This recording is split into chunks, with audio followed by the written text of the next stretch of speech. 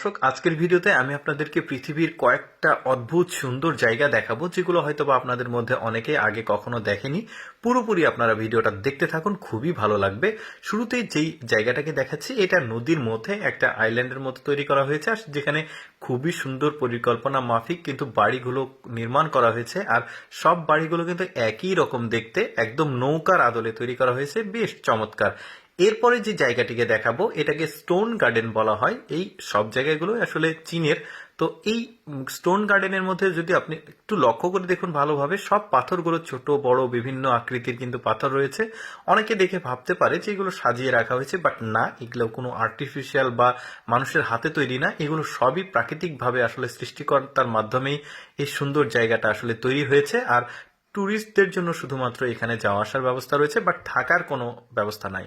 এরপরে একটা অদ্ভুত রাস্তা দেখায়, এটা হচ্ছে পাহাড়ি রাস্তা। আর এই রাস্তাটা